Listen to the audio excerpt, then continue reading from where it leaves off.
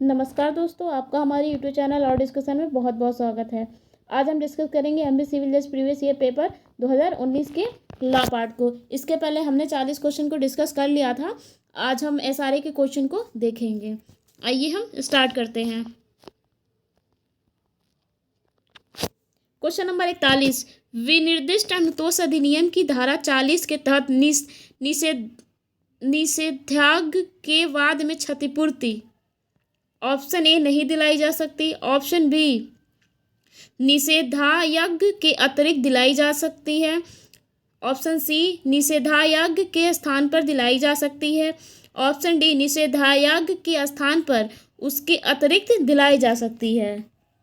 इसका right answer है option D, निषेधाज्ञा के स्थान पर या उसके अतिरिक्त दिलाई जा सकती है। क्वेश्चन नंबर 42, विनिर्दिष्ट अनुतोष अधिनियम 1963 के अंतर्गत न्यायालय की विशेषज्ञों को नियुक्त करने की शक्ति किस धारा में उल्लिखित है? ऑप्शन ए धारा 20 क, ऑप्शन बी धारा 14 क, ऑप्शन सी धारा 20 ख, ऑप्शन डी धारा 20 ग। इसका राइट आंसर है ऑप्शन बी, धारा 14 क में। क्वेश्चन नंबर 43, विनिर्दिष्ट अनुतोष अधिनियम यदि कोई व्यक्ति विधि के सम्यक प्रक्रिया के बिना अचल संपत्ति के कब्जे से हटाया जाता है तो उसे दावा लगाना होगा। ऑप्शन ए 3 मास के अंदर, ऑप्शन बी 4 मास के अंदर, ऑप्शन सी 12 मास के अंदर, ऑप्शन डी 6 मास के अंदर। इसका राइट आंसर है ऑप्शन डी, 6 मास के अंदर। क्वेश्चन नंबर 44, विनिर्दिष्ट अनुतोष अधिनियम की धारा 20 ग के अंतर्गत किसी दावे के निराकरण के लिए अधिकतम समय सीमा निर्धारित की गई है। इसमें 4 ऑप्शन दिए गए हैं। पहला ऑप्शन 9 माह, दूसरा ऑप्शन 18 माह, तीसरा ऑप्शन 24 माह, चौथा ऑप्शन 36 माह। इसका राइट आंसर है ऑप्शन बी, 18 माह। तो किसी दावे के निराकरण के लिए अधिकतम समय सीमा 18 माह निर्धारित की गई है। क्वेश्चन नंबर 45, वादी ने केवल सत्तत्व घोषणा का वाद प्रस्तुत किया है, यद्यपि विवादित संपत्ति पर उसका कब्जा नहीं है। विनिर्दिष्ट अनुतोष अधिनियम 1963 के किस प्रावधान के अंतर्गत उसका दावा बाधित है? ऑप्शन ए धारा 34, ऑप्शन बी धारा 35, ऑप्शन सी धारा 36, ऑप्शन डी धारा 37। इसका राइट आंसर है ऑप्शन ए, धारा 34। तो वादी ने केवल सत्तत्व घोषणा का वाद प्रस्तुत किया है, यद्यपि विवाद संपत्ति पर उसका कब्जा नहीं है। एसआरए 1963 के 34 के अंतर्गत प्रावधान किया गया है। क्वेश्चन नंबर 46, विनिर्दिष्ट अनुतोष अधिनियम के अंतर्गत निम्नलिखित में से किस प्रकरण में न्यायालय लिखित की परिशुद्धि के लिए आदेश नहीं दे सकेगा? ऑप्शन ए जहां लिखित कपट द्वारा पक्षकारों का वास्तविक आशय अभिव्यक्त न करे, ऑप्शन बी जहां लिखित परस्पर भूल द्वारा पक्षकारों का वास्तविक आशय अभिव्यक्त न करे, ऑप्शन सी जहां वह किसी कंपनी का संगम अनुच्छेद हो, ऑप्शन डी जहां लिखित की परिशुद्धि पर व्यक्तियों द्वारा सद्भावना पूर्वक एवं मूल्यार्थ अर्जित अधिकारों पर प्रतिकूल प्रभाव नहीं डालती हो। इसका राइट आंसर ऑप्शन सी, जहां वह किसी कंपनी का संगम अनुच्छेद हो। अब हम लोग लिमिटेशन एक्ट 1963 के क्वेश्चन को डिस्कस करेंगे। क्वेश्चन नंबर 47, यदि किसी आवेदन के लिए परिसीमा अधिनियम के तहत कोई समयावधि निर्धारित की है नहीं है तो उसके लिए परिसीमा होगी। ऑप्शन ए 3 साल, ऑप्शन बी 5 साल, ऑप्शन सी 12 साल, ऑप्शन डी 30 साल।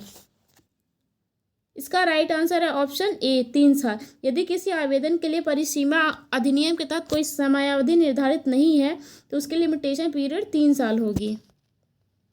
क्वेश्चन नंबर 48, धारा 5 परिसीमा अधिनियम लागू नहीं होती है। ऑप्शन ए वादों में, ऑप्शन बी अपील, ऑप्शन सी आवेदन, ऑप्शन डी इनमें से सभी। इसका राइट आंसर है धारा 5 परिसीमा अधिनियम लागू नहीं होती है, वादों में, अपील में लागू होती है और आवेदन में लागू होती है। क्वेश्चन नंबर 49, परिसीमा अधिनियम किसी वाद, अपील या आवेदन के परिसीमा काल की संगणना करने में वह दिन अपवर्जित होगी जिस दिन। ऑप्शन ए परिसीमा काल की गणना की जाती है। ऑप्शन बी अपील में निर्णय सुनाया गया है। ऑप्शन सी निर्णय की प्रतिलिपि अभिप्राप्त करने में अपेक्षित समय। ऑप्शन डी इनमें से सभी। इसका राइट आंसर है ऑप्शन डी परिसीमा काल की गणना की जाती है, अपील में निर्णय सुनाया जाता है, निर्णय की प्रतिलिपि अभिप्राप्त करने में अपेक्षित समय। तो इसका राइट आंसर ये तीनों हैं। क्वेश्चन नंबर 50, परिसीमा अधिनियम। इस अधिनियम के उद्देश्यों के लिए निर्धनवाद के दावे के संशोधित होने का दिनांक उस तिथि से माना जाएगा। ऑप्शन ए जब निर्धन के रूप में वाद प्रस्तुत करने के लिए अनुमति बाबत आवेदन पेश किया गया हो। ऑप्शन बी जब निर्धन के रूप में वाद प्रस्तुत करने के लिए अनुमति बाबत आवेदन स्वीकार किया गया हो। ऑप्शन सी जब दावा पंजीबद्ध हुआ हो। ऑप्शन डी न्यायालय द्वारा दावा संशोधित होने के दिनांक के संबंध में निष्कर्ष दिया जाएगा। इसका राइट आंसर है ऑप्शन ए जब निर्धन के रूप में वाद प्रस्तुत करने के लिए अनुमति बाबत आवेदन पेश किया गया हो।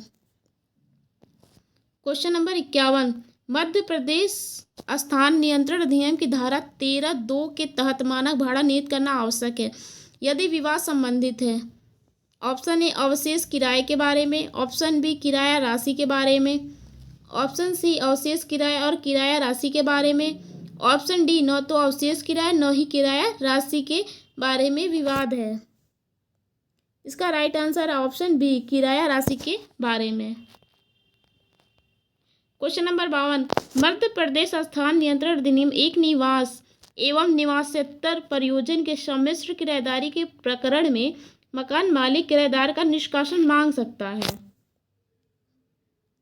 मतलब बाहर जाने के लिए डिमांड कर सकता है। ऑप्शन निवास के प्रयोजन के लिए आवश्यकता सिद्ध कर दे। ऑप्शन बी निवासेतर के प्रयोजन के लिए आवश्यकता सिद्ध कर। ऑप्शन सी किसी भी प्रयोजन के लिए आवश्यकता सिद्ध कर। ऑप्शन डी अधिनियम की धारा 20 में अंतर्विष्ट विशेष उपबंध के अंतर्गत बात प्रस्तुत कर। इसका राइट आंसर है ऑप्शन सी किसी भी प्रयोजन के लिए आवश्यकता सिद्ध कर।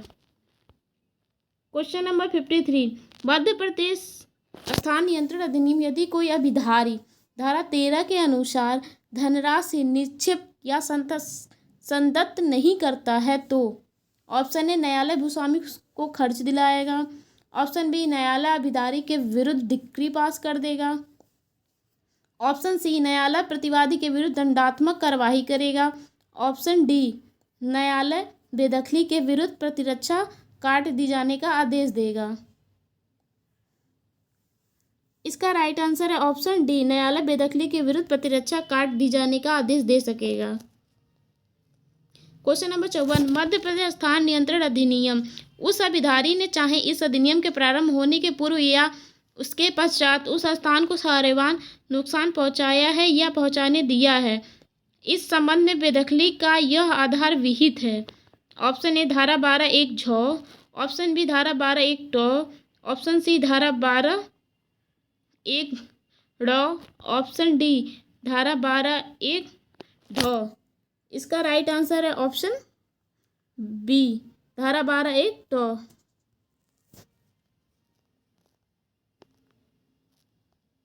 क्वेश्चन नंबर 55, मध्य प्रदेश स्थान नियंत्रण अधिनियम भाड़ा नियंत्रक प्राधिकारी के आदेश के विरुद्ध अपील के संबंध में क्या गलत है। यह जिला न्यायाधीश के न्यायालय में प्रस्तुत की जा सकती है। ऑप्शन बी अपीली न्यायालय का विनिर्णय अंतिम होगा। ऑप्शन सी इस अधिनियम के अधीन भाड़ा नियंत्रक प्राधिकारी के प्रत्येक आदेश के विरुद्ध अपील की जा सकती है। ऑप्शन डी अपील प्रस्तुत करने की परिसीमा 90 दिवस है जिसमें आदेश की प्रतिलिपि प्राप्त करने के लिए अपेक्षित कालावधि अपवर्जित है। इसका राइट आंसर है ऑप्शन डी अपील प्रस्तुत करने की परिसीमा 90 दिवस जिसमें आदेश की प्रतिलिपि प्राप्त करने के लिए अपेक्षित कालावधि अपवर्जित है। मध्य प्रदेश भू राजस्व संहिता 1959 के क्वेश्चन को हम लोग देखेंगे। क्वेश्चन नंबर 56, मध्य प्रदेश भू राजस्व संहिता की धारा 29 के तहत राजस्व प्रकरण को एक जिले से दूसरे जिले में स्थानांतरित करने का अधिकार। ऑप्शन बी राजस्व मंडल को। है। क्वेश्चन नंबर 57, अनुचित रूप से बेकब्जा किए गए भूस्वामी के पुनः स्थापन का प्रावधान मध्य प्रदेश भू राज्य संहिता की किस धारा में है? ऑप्शन ए धारा 248, ऑप्शन बी 250, ऑप्शन सी धारा 250 को, ऑप्शन डी धारा 253। इसका राइट आंसर है ऑप्शन बी धारा 250।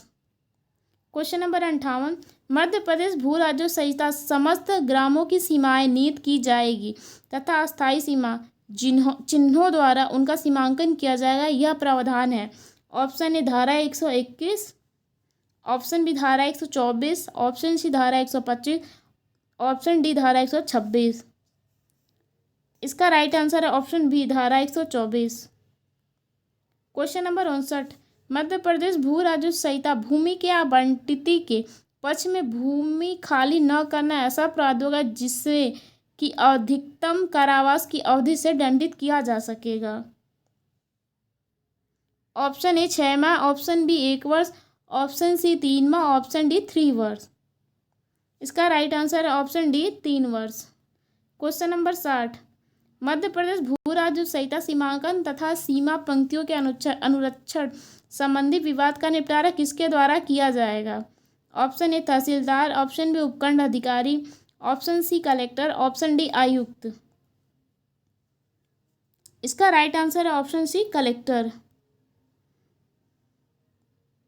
भारतीय साक्ष्य अधिनियम 1872 के क्वेश्चन को अब हम देखेंगे।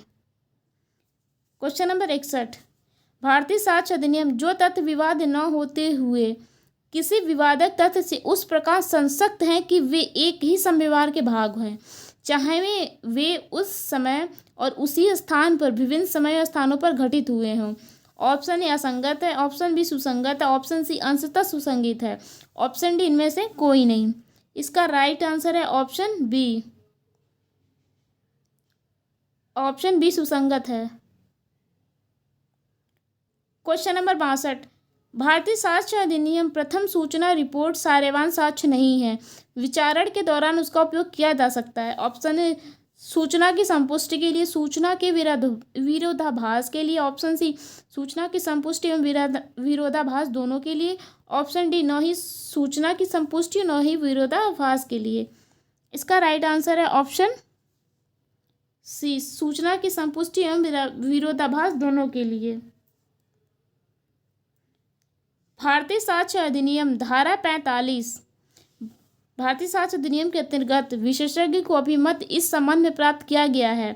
ऑप्शन ए विज्ञान, कला, विधि, अंगुली चिन्ह एवं हस्तलेख या हस्ताक्षर, ऑप्शन बी विज्ञान जिसमें सम्मिलित है चिकित्सीय विषय कला, विधि, अंगुली चिन्ह एवं हस्तलेख, ऑप्शन सी विज्ञान जिसमें सम्मिलित है चिकित्सीय विषय कला, विधि, उंगली चिन्ह, हस्तलेख एवं हस्ताक्षर, ऑप्शन डी विज्ञान, कला, विधि, विदेशी विधि, अंगुली चिन्ह एवं हस्तलेख, हस्ताक्षर।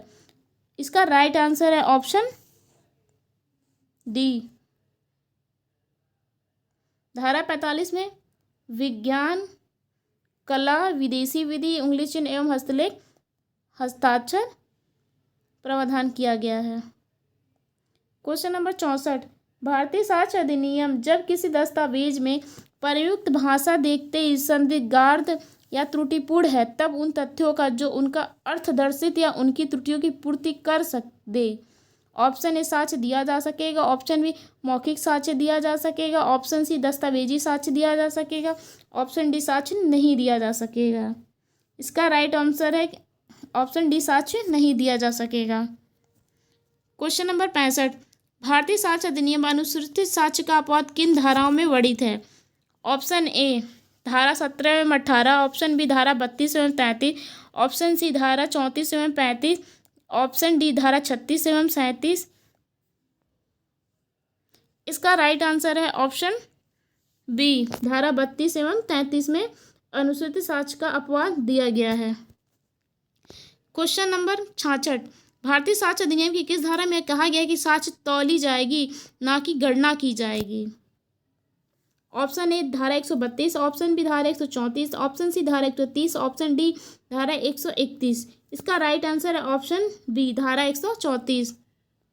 भारतीय साक्ष्य अधिनियम 1872 की किस धारा के द्वारा सुसंगत तथ्यों का पता चलने के लिए या उनका उचित सबूत प्राप्त करने के लिए किसी भी रूप में किसी भी समय किसी भी साक्षी या पक्षकार से किसी भी सुसंगत या विसंगत तथ्यों के बारे में कोई प्रश्न पूछने की शक्ति न्यायाधीश को है?